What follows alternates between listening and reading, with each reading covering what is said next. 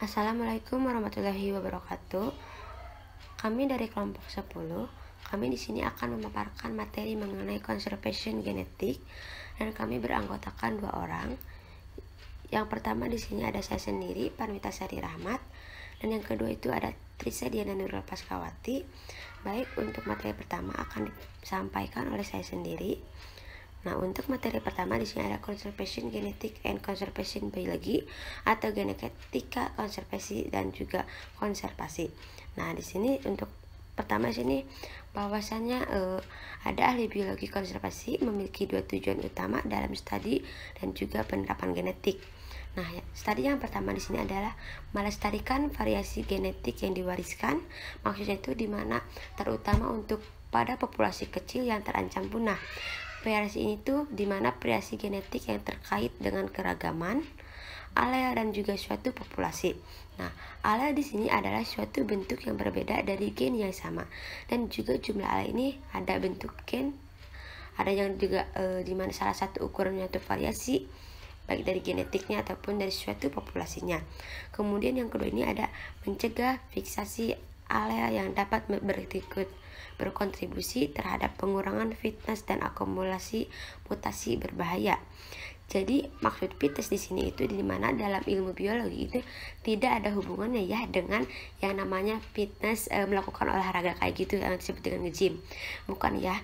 Tapi fitness di sini adalah suatu kemampuan dari organisme atau populasi ataupun sejenisnya untuk bertahan hidup dan juga berkembang biak di lingkungan yang dimana mereka berada. Nah, karena ketahanan hidup dan juga perkembangbiakan inilah maka organisme tersebut ikut menyumbangkan gen untuk generasi berikutnya. Pertahankan variasi tingkat tinggi ini tuh diwariskan dengan membantu mempertahankan populasi potensi evolusinya. Nah, kapasitasnya itu untuk beradaptasi dengan perubahan lingkungan dalam jangka yang panjang. Nah, untuk mencegah fiksasi alel di sini tuh yang dapat merusak, mencegah supervisif dan juga fekunditas yang sering terjadi pada populasi kecil sebagai akibat dari ekspresi sifat yang terkait dengan alel tersebut. Nah, sejak tahun 1980-an banyak penelitian mengikuti yang menunjukkan hubungan keragaman genetik dengan ukuran populasi dan juga dengan fitness. Nah, tetapi pendukung apa yang disebut ini tidak ada hipotesis dampak genetiknya. Itu menurut Lande tahun 1988. Beliau menyatakan bahwa sebagian besar populasi yang terancam punah dan baru-baru ini punah berkurang atau dimusnahkan oleh demografis jauh sebelum hilangnya keanekaragaman genetik yang menimbulkan efek negatif. Selanjutnya yang kedua ini ada bottlenecks in breeding and population decline atau kemacetan perkawinan saudara dan juga penurunan populasi. Nah, teman-teman di sini bisa dilihat di sini ada representasi grafis dari ukuran populasi yang dimana itu yang merupakan sebelumnya bagi penyebab itu perkawinan darah dan juga kemudiannya kayak gitu. Yang ketiga itu kemacetan. Maksudnya di sini tuh dimana populasi itu menurun menjadi sangat sedikit individunya, pasti disertai dengan hilangnya keragaman genetik. Nah, setelah itu ada kemacetan yang dimana individu tersisa hanya mewakili sampel dan juga populasi aslinya. Kemudian semakin kecil dan semakin yakin bahwa beberapa alel terutama itu lebih jarang dan juga akan hilang kayak gitu.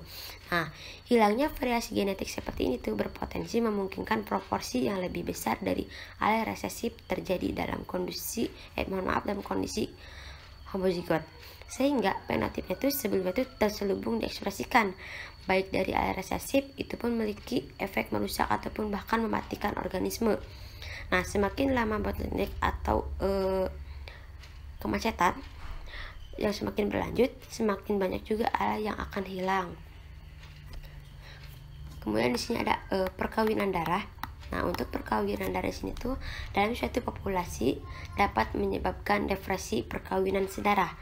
Pola reproduksi itu berkurang dan juga kelangsungan hidupnya itu sering diamati pada populasi kecil dan juga kawin menurut Warham et al 2002 pada halaman 24. Nah, kemudian itu berdasarkan pertimbangan dari teoritis Frankel yang dimana diturunkan aturan dasar genetik konservasi dinyatakan sebagai persentase perubahan dalam koefisien perkawinan saudara. Nah, individu ini tuh identik dengan keturunannya kayak gitu. Nah, di sini ada gambar bahwasannya seleksi performa kesuburan dapat menyeimbangkan depresi kawin saudara jika perubahan koefisiennya itu saudara tidak lebih dari 1% per generasinya. Nah, perubahan di sini tuh koefisien kawin saudara ini pada ukuran populasi tentunya berbeda. Bisa dilihat, perhatikan dari bawah nilai SOF-nya tuh kawin spesies tingkat keragaman genetik rendah, berekrutan rendah, dan juga pada itu juga tinggi. Nah, peningkatannya seiring penurunan ukuran populasi.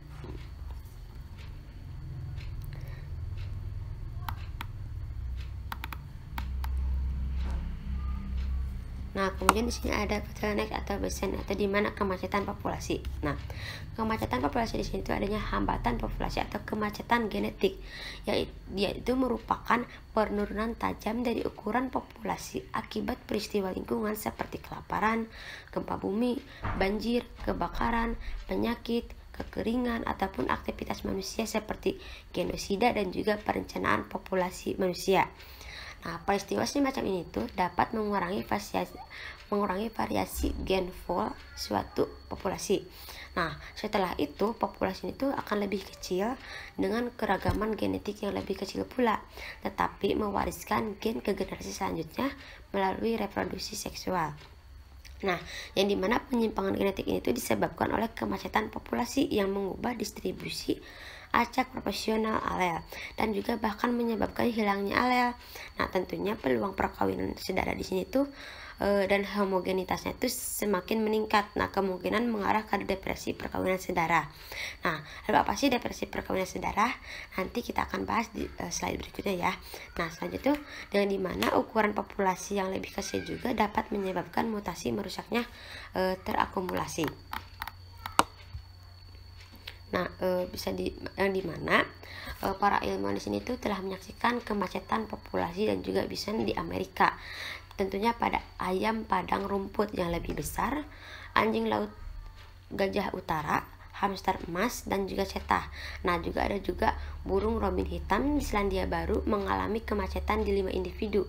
Semuanya itu keturunan dari betina.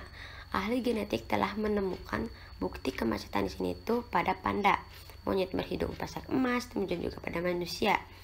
Nah, hibrida antar spesies ini tuh sering mengalami kesuburan yang buruk karena ketidakcocokan seksualnya. Nah, tingkat kesuburannya juga rendah karena menyebabkan berkurangnya populasi yang dapat memicu kemacetan si populasi tersebut dan juga akan mengakibatkan hilangnya keanekaragaman genetik karena adanya perkawinan saudara itu. Nah, yang dimana hibridisasinya itu akibatnya itu akan hilangnya kesuburan yang membuat populasi itu berbeda dengan jalur yang menuju ke keragaman genetik yang semakin rendah. Nah, semua itu digabungkan mengurangi pertumbuhan populasi. Kemudian untuk poin kita di sini ada mengukur keragaman genetik dalam populasi. Nah, di sini ada beberapa ukuran genetik identik dengan ukuran keragaman komunitas yang misalnya itu ada indeks Shannon di mana untuk ukuran keragaman spesies dan juga dalam komunitas ya. Nah, ini dapat digunakan juga seefektif ukuran keragaman genetik. Nah, jika kelimpahan profesional alelnya itu diamati untuk kelimpahan profesional spesies, nah di sini itu ada 3 ukuran genetik yang umum. Yang pertama di sini itu ada polimorfisme, yang kedua itu ada heterozygositas, yang ketiga itu ada keragaman aleletik. Nah, untuk polimorfisme ini tuh mengacu pada lokus genetik yang memiliki 2 atau juga lebih bentuk alelnya. Nah, dalam populasinya itu polimorfisme ini dinyatakan sebagai probabilitas atau di sini ada P ya, menemukan lokus polimorfik yang di antara semua lokus dalam populasi. Nah, secara lebih umumnya tuh polimorfisme ini tuh untuk individu ataupun untuk kelompok yang lebih besar yang dapat ditentukan dengan ekspresi. Di sini dengan rumusnya itu P kali 1/4 jumlah lokus formik sama dengan jumlah total lokusnya. Nah, koliformisme ini banyak muncul di alam dalam dan terkait dengan biodiversitas ya, dan juga variasi genetik dan juga adaptasi. Nah, fungsi lazimnya ini adalah untuk menjaga variasi bentuk dari populasi yang berdiam di lingkungan yang bervariasi. Contohnya itu paling jelas misalkan tuh dimorfisme seksual dalam banyak organisme. Contoh lain ada golongan darah manusia. Nah, kemudian di sini juga ada ukuran heterozigositas rata-rata atau H ya, mengacu pada proporsi rata-rata individu. Nah, karena genetik suatu populasi heterozigot itu atau membawa dua entitas yang berupa sangat penting untuk konservasi populasi. Pentingnya itu untuk alel ya. Nah, yang dimana memiliki suatu sifat tertentu. Nah, metriknya itu kembali mempengaruhi proporsi individu heterozigot dalam suatu populasi yang diukur tidak ada rata-rata maupun tentang karakteristik genetik yang dari beberapa lokus. Nah, di sini untuk menghitung heterozigositasnya itu melalui rata-rata H kali 1/4 sigma H dikali I dan juga menghasilkan N. Kayak gitu. Selanjutnya di sini ada hilangnya keragaman genetik dari waktu ke waktu, hambatan dan juga penyimpangan genetik. Nah, setelah kemanjatan populasi, keragaman genetik itu rendah dari bertahannya selama beberapa generasi. Bahkan setelah populasi pulih ke ukuran yang lebih besar. Nah, yang dimana hilangnya genetik ini tuh dapat menyebabkan hilangnya heterozigositas yang dalam beberapa penelitian itu telah dikolerasikan dengan hilangnya secara keseluruhan. Kemudian pergeseran genetik dan ukuran populasi efektif. Nah, ukuran populasi efektif adalah jumlah individu yang dimiliki oleh populasi ideal agar beberapa kuantitas tertentu menjadi sama dalam populasi ideal seperti populasi yang sebenarnya. Nah, populasi yang ideal ini tuh didasarkan pada penyederhanaan yang tidak realistis tetapi mudah seperti kawin acak, kelahiran simultan, yang dimana setiap generasi baru, kemudian untuk ukuran populasi yang konstan dan juga jumlah anak yang sama per orang tuanya. Nah, dalam beberapa skenario sederhana di sini tuh ukuran populasi efektif adalah jumlah individu berkembang biak dalam suatu populasi. Nah, untuk secara umumnya tuh ukuran populasi efektif di sini tuh dari populasi dengan rasio jenis kelamin yang biasanya itu sepertiga dari populasi monogami dengan rasio jenis kelamin yang seimbang. Akibatnya itu apa? Akibatnya itu dari kesalahan pengambilan sampel atau pergeseran genetik yang terkait dengan perkawinan acak itu, yang dimana populasinya terdapat 36 individu setara dengan kesalahan mengambil sampel yang terkait dengan perkawinan populasi 100 individu, dimana dengan rasio jenis kelamin dan juga sistem perkawinan itu yang baru dijelaskan tadi itu menurut Britton pada tahun 1994. Nah, kemudian tuh sistem perkawinan poligami di sini tuh terkait dengan rasio jenis kelamin yang tidak setara, meningkatkan perkembangan harus dihindari dalam program penangkarannya kayak gitu. Jadi di sini ada mengukur perubahan genetik dengan teknologi genetik ya. Nah, untuk yang pertama di sini ada PCR atau reaksi rantai polimerase. Yang dimana perkembangan reaksi berantai di sini itu sebagai teknik genetik standar yang merevolusi biologi konservasi yang melalui yang dimulai pada akhir 1980-an. Nah, untuk saat itu teknik itu digunakan secara luas untuk menentukan genotip spesies individu dengan menggunakan reaksi relatif sederhana di wilayah molekul DNA yang pendek itu. Nah, bahkan hanya satu gen ataupun lebih kecil pun disalin berulang-ulang oleh enzim DNA polimerase. Nah, kemudian itu di dalam teknologi PCR ini setiap wilayah molekul DNA itu dapat dipilih selama perbatasan ataupun urutan dari awal dan juga akhir.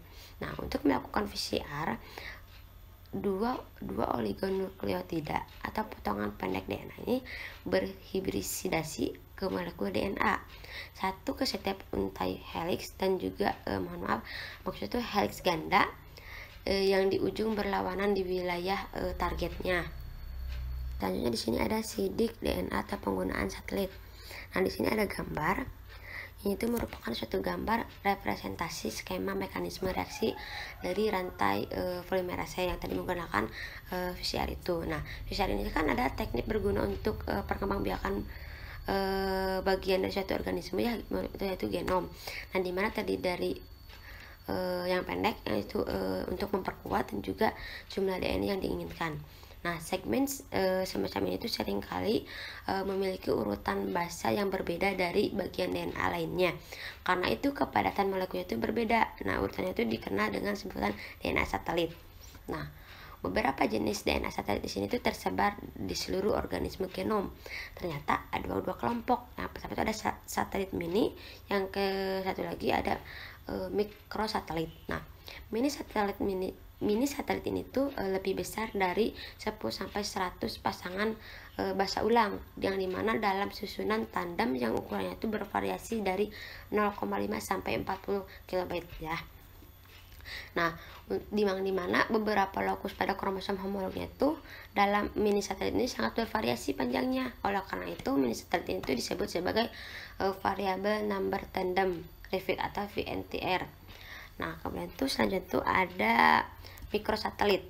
Nah, untuk mikrosatelit di sini itu adalah memiliki ukuran lebih kecil, terjadi short tandem repeater atau STR, yang panjangnya itu hanya 2 sampai 4 nukleotida saja. Nah, yang dimana seperti dalam mini satelit itu, mikrosatelit itu bersifat polimorfik dan juga menyediakan penanda genetik yang berharga, tetapi memiliki distribusi yang lebih seragam juga di dalam genom itu. Nah, biasanya itu berguna untuk menentukan silsilah. Nah, tadi sudah dijelaskan ya bahwa jenis DNA yang satelit tersebar itu ada dua ya, yang tadi sudah dijelaskan, mikrosatelit dan juga satelit mini. Nah, kemudian itu yang ketiga itu ada DNA mitokondria. Nah, menggunakan mtDNA untuk analisis mikrogenetiknya, yang dimana mitokondria ini adalah organel yang terdapat di semua sel eukariotik yang berfungsi dalam mengubah energi kimia menjadi energi langsung oleh sel. Nah, tidak seperti kebanyakan organel lainnya, mitokondria itu memiliki komponen DNA non-nuklirnya sendiri. Nah, setiap mitokondria itu mengandung 1-5 salinan genom sirkuler, jauh lebih dari kecil dari genom DNA ini tuh yang memiliki DNA inti yang sesuai. Nah, yang dimana di sini tuh ada gambar DNA, diagram DNA skema dari mitokondria, yang dimana tidak seperti individu serta aplikasi forensik untuk menentukan DNA inti. Nah, jadi tidak ada rekombinasi antara genom maternal dan juga paternal. Nah, untuk cara pewarisan itu menghasilkan diferensi mtDNA ini cepat relatif, itu maksudnya cepat relatif dari gen inti untuk membuat konstruksi pohon poligenik yang lebih mudah kayak gitu. Nah, selanjutnya di sini ada genomik.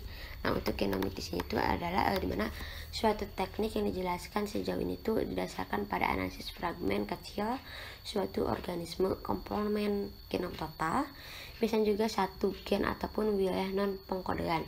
Nah, analisis genetik ini tuh lokusnya itu adalah alat ampuh tetapi terbatas dalam kapasitas untuk menyelesaikan sejarah evolusi. Nah, selanjutnya di sini ada perkawinan sedara. Nah, masih banyak orang-orang belum mengetahui mengenai perkawinan sedara. Jadi jadi apa sih yang dimaksud dengan perkawinan sedara? Nah, bagaimana sih kita mengukurnya itu? Nah, perkawinan sedara di sini adalah produksi keturunan yang dimana berhubungan tuh dengan keturunan, yang dimana mempertimbangkan cara kawin saudara itu dapat diukur. Nah, perkawinan saudara itu dapat dinilai dari segi yang pertama itu keturunan bersama di garis keturunan ibu dan juga ayah dari seorang individu. Yang kedua, penyimpangan genetik dalam populasi. Yang ketiga, sistem perkawinan dalam populasi yang bereproduksi. Jadi, perkawinan saudara itu adalah produksi keturunan atau kalau misalkan di dalam manusia itu kita menikah seperti dengan saudara kita sendiri, yang dimana misalkan tuh kita menikah dengan kakak sendiri kayak gitu kan, merupakan perkawinan saudara. Nah, ternyata di balik perkawinan saudara di sini tuh memiliki masalah, yaitu depresi perkawinan saudara. Maksudnya depresi perkawinan saudara di sini adalah berkurangnya kebugaran biologis dalam populasi tertentu. Nah, sebagai akibat dari perkawinan saudara ini atau perkembangbiakan individu terkait kayak gitu. Nah, kesesuaian biologis populasi mengacu pada kemampuan organisme untuk bertahan hidup dan juga mengabadikan materi genetiknya. Nah, depresi perkawinan saudara di sini itu seiring merupakan akibat dari kemacetan populasi. Secara umum yaitu semakin tinggi variasi genetik atau kumpulan gen dalam populasi berkembang biakan, semakin kecil pula untuk menderita depresi perkawinan saudara. Nah, ketika populasi menjadi kawin, frekuensi genetik itu tuh akan condong ke peningkatan proporsi individu homozigot dan juga penurunan heterozigositas. Nah, ketika proporsi individu homozigotas itu meningkat, begitu pula dengan manifestasi yang dimana memiliki sifat resesif. Nah, ciri dari sifat resesif itu hanya dapat diekspresikan dalam kondisi homozigot tetapi dipertahankan dalam populasi pembawa heterozigot. Nah, depresi perkawinan saudara ini tuh pola reproduksi itu berkurang dan juga kelangsungan hidup yang terjadi karena perkawinan saudara. Jadi dari perkawinan saudara itu mengakibatkan ketidaksuburan atau kebugaran biologisnya itu berkurang. Kayak misalnya tuh kita menikah dengan satu darah ya, kemungkinan si anak yang lainnya itu tidak akan seperti normal, seperti ada saja kelainan di sini itu kayak misalkan si anak itu ada yang Down syndrome kayak, jadi melahirkan dari perkawinan saudara itu tidak, kemungkinan besar tidak akan menghasilkan anak yang normal, tapi melainkan pasti ada saja yang memiliki kelainan gitu kayak gitu. Nah, selanjutnya di sini untuk mengukur koefisien dari perkawinan saudara di sini tuh, yang dimana koefisien saudara itu didefinisikan sebagai hal probabilitas identitas dalam keadaan pasangan gen yang berbeda. Nah, probabilitas di sini tuh dimana memiliki identitas keadaan hanyalah probabilitas pada dua gen yang dimana tipe alel dan juga identik. Nah, misalnya itu lokus mikrosatelit, tipe alel dapat dikarakterisasikan dengan dengan ukuran sel dan juga dikarakterisasikan dengan urutan DNA. Nah, di sini tuh ada KF dari perkawinan saudara. Nah, yang dimana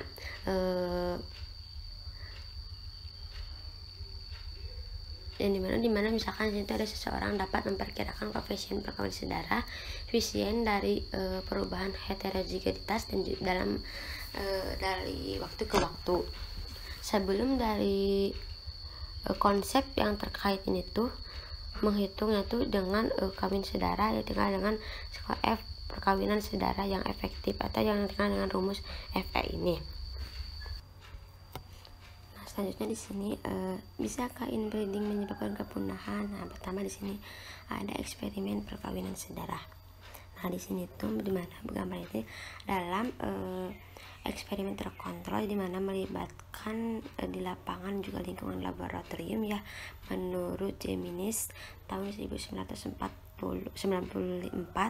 memperkirakan kelangsungan hidup tikus itu berkaki bawaan dan non kawin. Nah, di sini beranggapan bahwa titik ini itu merupakan tikus. Nah, yang dimana di hutan gugur campuran Illinois Amerika Serikat, tikus pada kedua perlakuannya dibesarkan di laboratorium, tetapi semuanya itu merupakan keturunan tikus liar. Jadi tidak dilepaskan ke lapangan ataupun ditangkap kembali. Jadi dilepaskan kembali ke lapangan lalu ditangkap kembali secara berskala yaitu. Nah, untuk penangkapan itu dilakukan pada habitat sekitar berdekatan dengan memperkirakan proporsi tikus yang meninggalkan lokasi pelepasan. Jadi tidak jauh dari lokasi tikus yang saat pelepasan itu. Nah, kebanyakan tikus itu ditangkap dalam jarak 50 meter dari tempat pelepasan tersebut. Nah, dan di tingkat emigrasinya itu tidak terdapat berbeda antara kedua perlakuan tersebut. Berdasarkan rasio penangkapan kembali tikus ini itu ditandai dengan perlakuan bawaan dan juga dari sifat non kawinnya. Nah, untuk menetapkan itu bahwa di mana selama periode 10 minggu itu si tikus non kawin itu memiliki ketahanan hidup yang lebih tinggi secara konsisten daripada tikus yang dari hasil bawaan kawin kayak gitu. Nah, di sini ada gambar yang menunjukkan bahwa bertahan hidup dari tikus itu berkaki putih ya pada garis putus-putus di sini tuh, dan non kawin itu garis padat kayak gitu. Nah, di sini tuh menunjukkan bahwa batang ini menunjukkan kesadaran standar perkiraan yang dimana hewan non kawin itu memiliki kelangsungan hidup yang lebih tinggi daripada hewan yang kawin secara interval waktunya. Nah, meskipun demikian tidak ada perbedaan antara kelompok yang berbeda secara signifikannya. Namun untuk satu perkiraan itu ketika memperkirakan itu digunakan sebagai ukuran berulang untuk mempertahankan hidup ataupun untuk kelompok. Kemudian selanjutnya yang kedua itu ada perkawinan sedarah dalam populasi liar. Nah, yang dimana selain meningkatkan mortalitas, penurunan fekulitas yang terkait dengan depresi perkawinan sedarah, misalkan untuk perkawinan sedarah mempengaruhi faktor genetik populasi, jadi menyebabkan populasi itu semakin menurun karena dari perkawinan sedarah itu dimana si makhluk hidup itu tidak akan bertahan lama karena adanya ketidaknormalan, kayak misalkan ada kecacatan dari hal sebagainya sehingga itu mampu menyebabkan penurunan populasi. Nah, di sini tuh misalnya tuh di sini ada populasi tupai, kolordo atau Tamiya scordifatus di Amerika Serikat bagian barat. Di sini tuh terjadi depresi perkawinan sedarah lebih serius pada populasi yang terisolasi dengan gen yang terbatas. Nah, meskipun populasi keseluruhan itu besar dan secara geografis tersebar luas, nah populasi itu terisolasi memiliki sedikit ataupun tidak variasi genetik hingga 30 lokus kayak gitu. Nah, mungkin pemaparan dari saya sekian. Selanjutnya untuk materi kedua akan dibahas oleh Trisa Diana Nurul Paskawati. Baik, yang selanjutnya Landscape Genetics and Habitat Fragmentation. Fragmentasi habitat dalam ancaman genetik bagi populasi besar dan kecil. Menurut Honai dan Jack Wemin, fragmentasi habitat merupakan salah satu pendorong dari krisis kepunahan saat ini, yang mengakibatkan hilangnya habitat secara keseluruhan, pengurangan ukuran habitat tampung, dan mengisolasi habitat tampung sebagai habitat fragmen. Nah, populasi tumbuhan dan hewan yang tersisa dalam fragmen tersebut telah berkurang, dan populasi yang lebih terisolasi yang kurang beragam secara genetik dibandingkan populasi di area habitat yang lebih besar. Nah, dalam meta-analisis tentang efek fragmentasi habitat pada keanekaragaman genetik tanaman, Olivier Honay dan Hans Jack Wemin dari Belgia Universitas Leuven meneliti hubungan antara 4 ukuran keragaman genetik, yaitu heterozygositas yang diharapkan, persen polymorphic locus, koefisien perkawinan sedarah, dan kekayaan alelik, serta ukuran populasi tanaman. Mereka menemukan populasi kecil secara konsisten mengandung secara signifikan lebih sedikit genetik variasi daripada populasi besar. Ukuran populasi memiliki efek yang lebih rendah daripada keragaman gen. Diukur seperti yang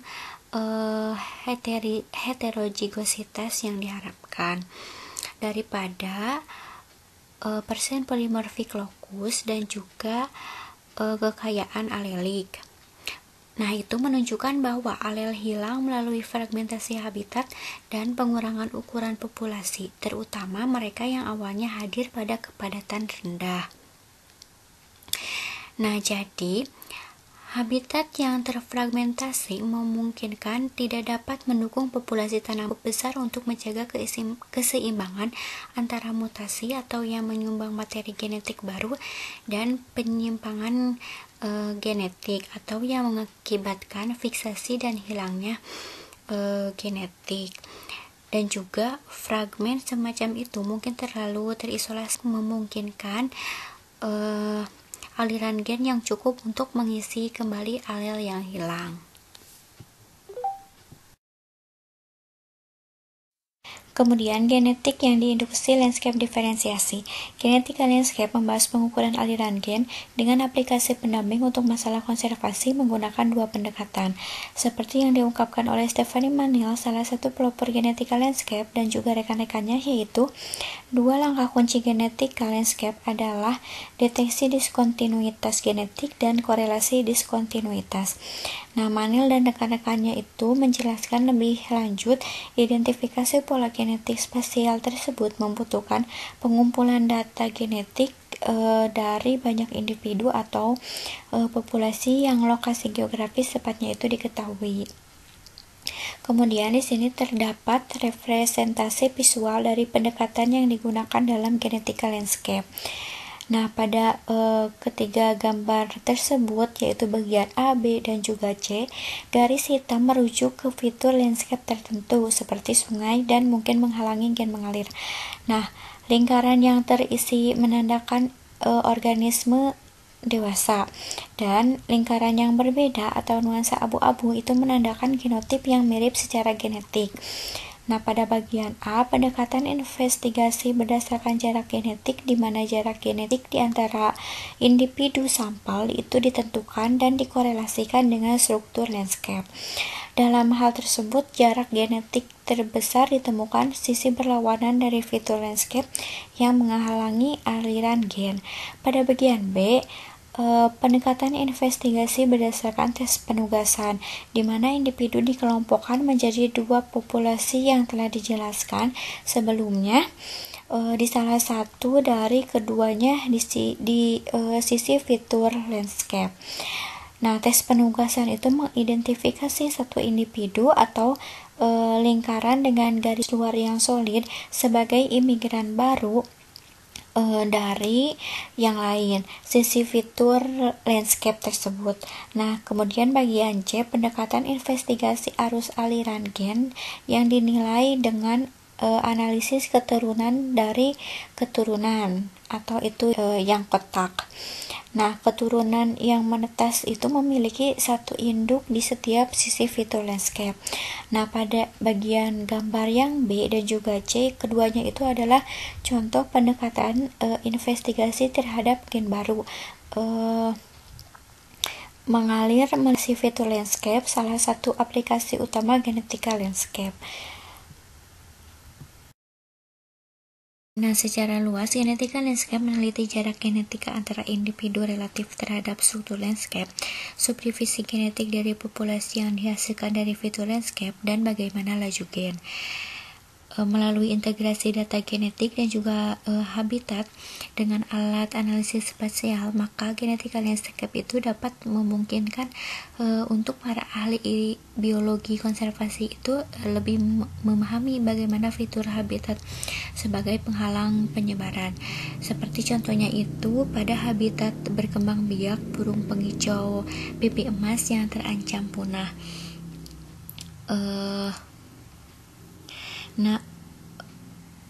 Burung pengicau pipi emas ini sebuah spesies langka dan spesialis pembiakan habitat bersarang di Texas.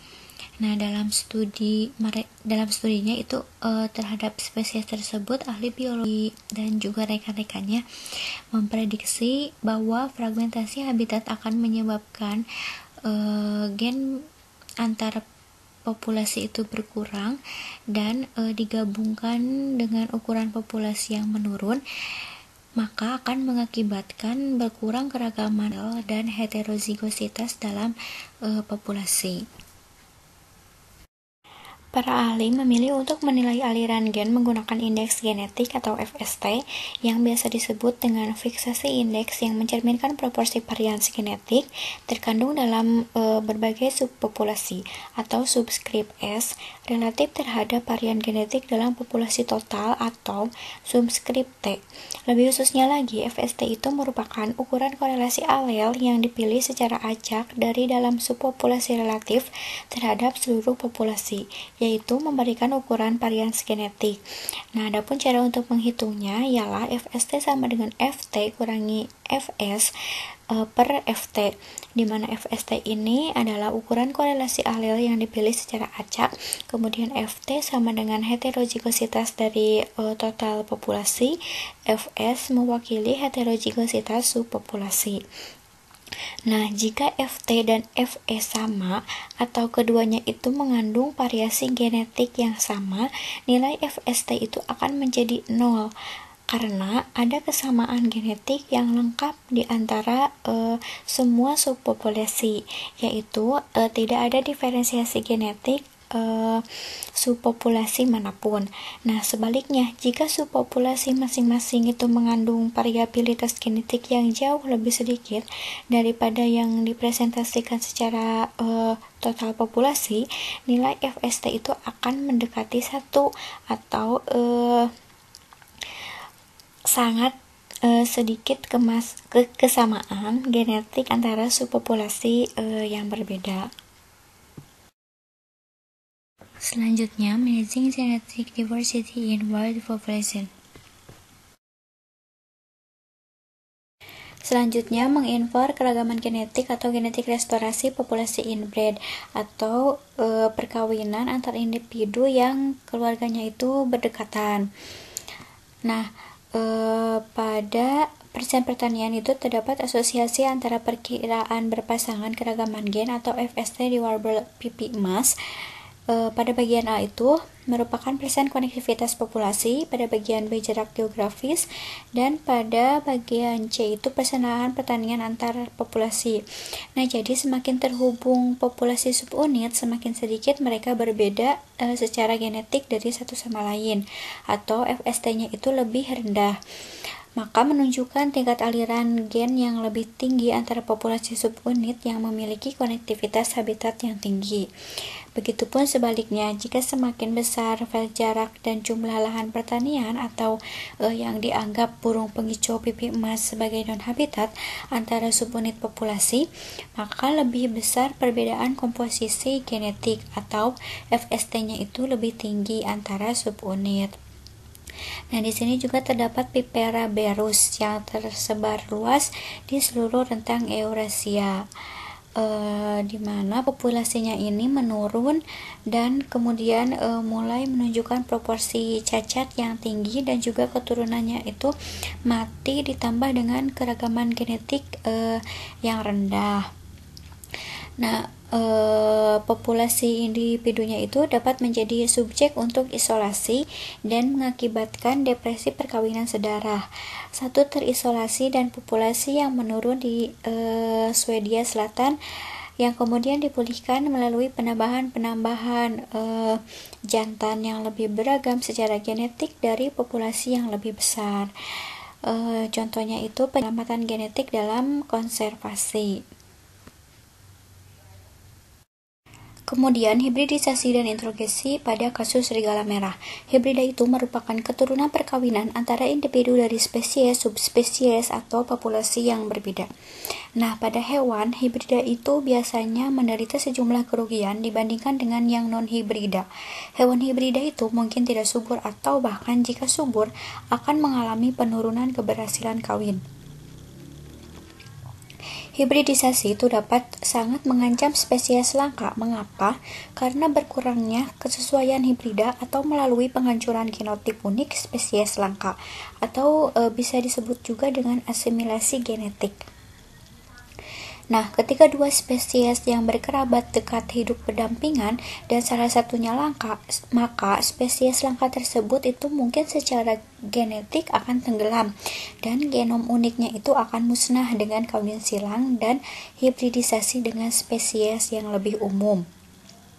Salah satu contoh yang paling kompleks dari masalah yang timbul dari perkawinan sedara, hibridisasi, dan introgresi yaitu pada serigala merah. Nah, Fredrickson dan Hendrik itu mencontohkan hasil dari 3 strateginya, itu yang pertama tanpa sterilisasi, kemudian sterilisasi rendah, dan juga sterilisasi tinggi. Nah, mereka menggabungkan strategi tersebut dengan 3 skenario kawin. Yang pertama itu kawin acak, yaitu serigala merah, coyote, dan juga hibrida memilih pasangan tanpa diskriminasi.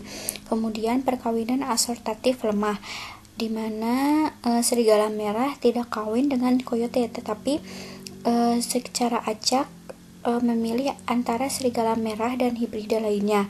Kemudian lemah kawin bermacam-macam, yaitu tantangan serigala merah. Nah, jumlah rata-rata pasangan serigala merah dalam populasi serigala itu tidak berkembang seiring waktu ketika ada upaya sterilisasi tinggi ataupun rendah dari pasangan coyote dan hibrida. Bisa dilihat di dalam PPT ya, pada bagian yang A itu perkawinan acak antara serigala merah, coyote, dan hibrida.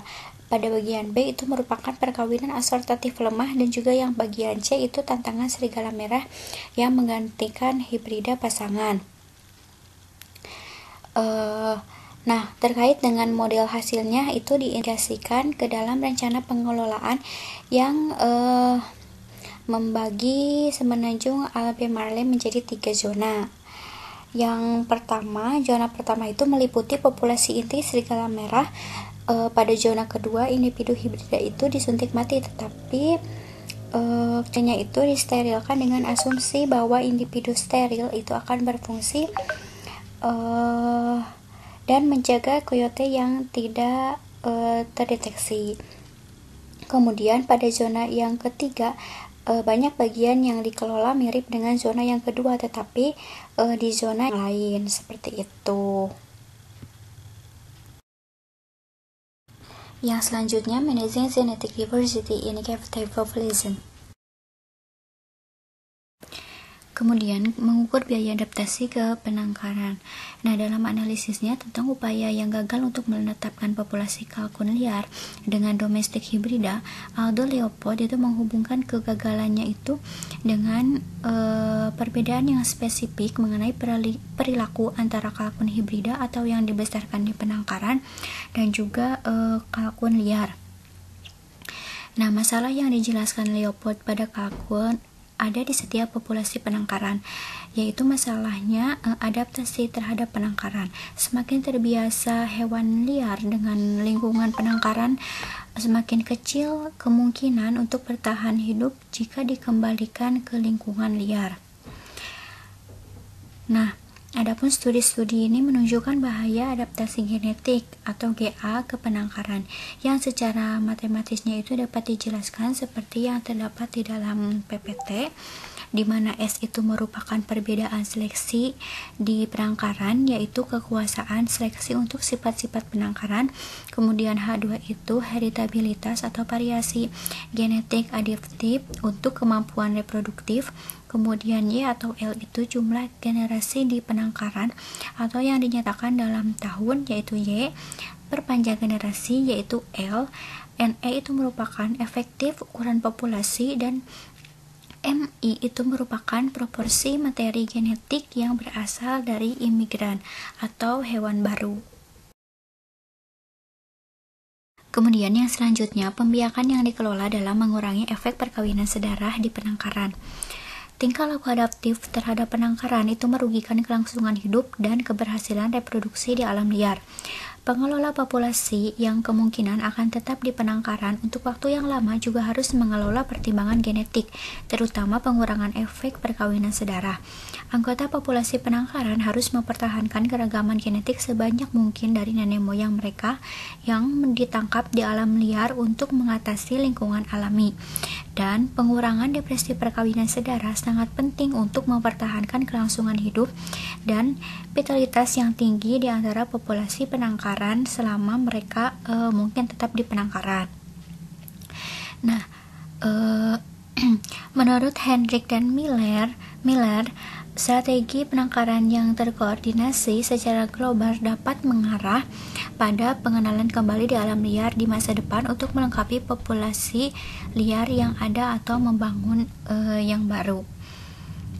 Nah, informasi rinci tentang setiap spesies itu disimpan dalam database yang disebut dengan study books, yang berisi semua informasi yang diketahui tentang setiap individu dalam populasi penangkaran, termasuk hubungannya dengan individu penangkaran lainnya. Nah, study books ini menyediakan data untuk analisis silsilah yang memungkinkan untuk menentukan kekerabatan individu dalam populasi penangkaran. Berikutnya menganalisis parameter pengelolaan penangkaran pada okapi. Nah, okapi ini bisa dengan mudah menjadi spesies poster untuk upaya penangkaran global. Hanya menghuni hutan tropis lembab di Afrika, semua populasi liar okapi ini saat ini hidup di satu negara Afrika, Republik Demokratik Kongo. Nah, penegakan batas cagar dan perlindungan spesies di dalam cagar itu tidak pernah aman. Cagar alam tersebut rentan ketika didirikan, dan situasinya pun menjadi lebih buruk dengan meningkatnya pertumbuhan populasi manusia dan imigrasi pengungsi ke cagar alam dan juga sekitarnya. Populasi okapi itu menurun akibat dari budidaya tebang dan bakar, dan juga suksesi hutan yang terkait dengan kegiatan manusia. Nah, menghadapi ketidakstabilan tersebut, pendanaan konservasi dari organisasi barat itu menurun. Kemudian analisis silsilah dan kekerabatan. Nah, ini merupakan gambar analisis silsilah sederhana.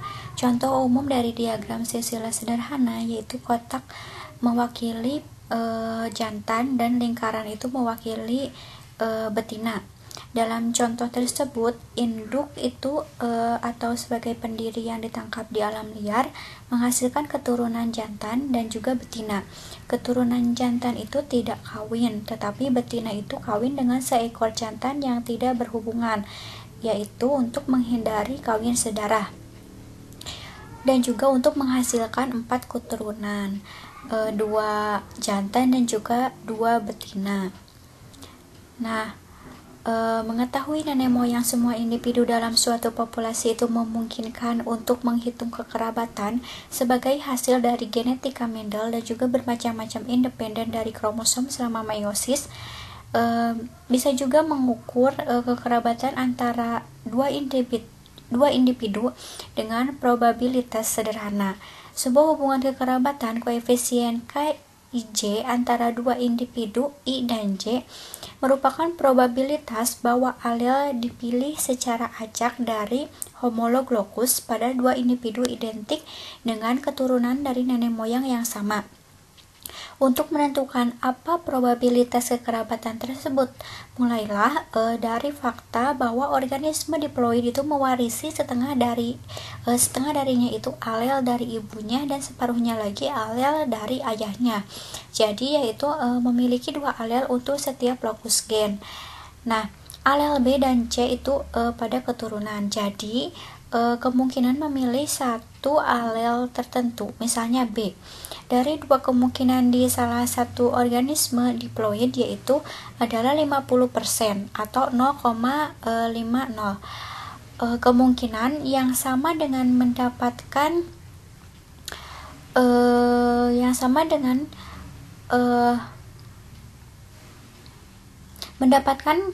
kepala ataupun ekor. Jika salah satu secara acak, pengambilan sampel alel dari satu gen individu dan satu gen dari orang tuanya, kemungkinan memilih alel tertentu, misalnya B, akan sama dengan hasil kali keduanya probabilitas individu, yaitu 0,50 peluang memilih B dari keturunan 0,50. Kemudian memilih B dari induk 1/4 0,25. Perhitungan ini menunjukkan bahwa ada kemungkinan 25% alel dipilih dari keturunan dan akan menjadi induknya identik dengan keturunan dari nenek moyang yang sama. Oleh karena itu, hubungan kekerabatan antara orang tua dan keturunannya itu adalah 0,25. Selanjutnya, populasi berarti kekerabatan. Begitu kita menemukan individu kekerabatan dengan semua individu lain dalam suatu populasi, berarti kekerabatan untuk hewan tersebut dapat dihitung. Artinya, kekerabatan atau MK adalah rata-rata kekerabatan antara satu individu dan semua individu lain dalam populasi. Secara matematisnya itu dapat dilihat di dalam PPT ya, di mana MKI itu merupakan kekerabatan rata-rata individu, KIJ itu kekerabatan individu I kepada individu J, dan N itu merupakan jumlah individu dalam populasi. Nah, jadi setiap individu dalam kasus ini yaitu pada Okapi akan memiliki MK sendiri dan K-nya juga sendiri setiap individu lainnya. Sama seperti kita bisa menentukan arti kekerabatan individu satu sama lain, kita juga dapat menemukan nilai rata-rata kekerabatan populasi, atau populasi berarti kekerabatan. Populasi berarti kekerabatan hanyalah rata-rata aritmatika dari semua rata-rata kekerabatan individu seperti yang dihitung dalam ekspresi sebelumnya. Seorang individu yang berarti kekerabatan kurang dari populasi berarti kekerabatan memiliki lebih sedikit kerabat dalam populasi penangkaran daripada individu yang rata-rata kekerabatannya itu lebih besar dari populasi, berarti kekerabatan. Selanjutnya, kekerabatan dan perkawinan sedara. Perkawinan sedara atau perkawinan kerabat merupakan perhatian manajemen genetik karena mengurangi variasi. Sementara pengelola populasi liar harus sangat memperhatikan ancaman yang terkait dengan variasi lingkungan dan juga bencana.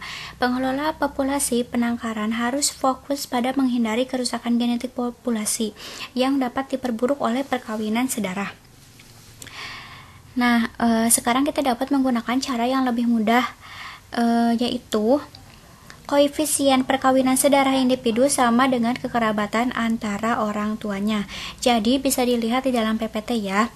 Kemudian jika orang tua seorangnya itu jika orang tua itu sama sekali tidak berhubungan, mereka kekerabatan satu sama lainnya itu sama dengan 0. Mereka memiliki 0% kemungkinan berbagi alel yang identik dengan keturunan. Akibatnya, setiap keturunan individu yang mereka hasilkan akan memiliki probabilitas 0% untuk memiliki kedua alel identik dengan keturunan, sehingga koefisien perkawinan sedaranya itu akan menjadi 0. Nah, kita juga dapat menggunakan data yang sama untuk menentukannya dengan dari genetika populasi. Nah, ukuran itu disebut dengan keragaman gen. Keragaman gen ialah yang paling umum digunakan mengukur tingkat keragaman genetik dalam populasi penangkaran, terutama di kebun binatang oleh pengelola populasi. Nah, menurut definisi, keragaman gen adalah probabilitas bahwa dua alel dari lokus yang sama diambil sampelnya secara acak dari populasi tidak akan identik dengan berdasarkan keturunan. Nah, perkiraannya itu jauh lebih mudah karena ada lagi yang lebih sederhana, yaitu langsung saja bisa dilihat di dalam PPT ya, yaitu hubungan antara keragaman gen bisa dan nilai MK itu dihitung sebelumnya. Jika populasi berarti kekerabatan atau MK-nya itu tinggi, maka sebagian besar individu terkait dan keragaman gen rendah. Alternatifnya, jika MK rendah, populasi itu mengandung proporsi yang lebih besar dari individu yang tidak berkerabat dan juga keanekaragaman gennya itu lebih tinggi.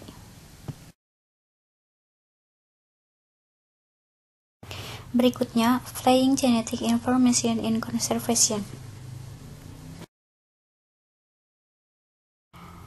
Penerapan, pemahaman, dan teknik genetik dalam konservasi yang telah kita bahas itu sangat bervariasi, tetapi bisa dikelompokkan menjadi 6 kategori. Yang pertama, klarifikasi keterkaitan, taksonomi, dan filogeni di antara populasi.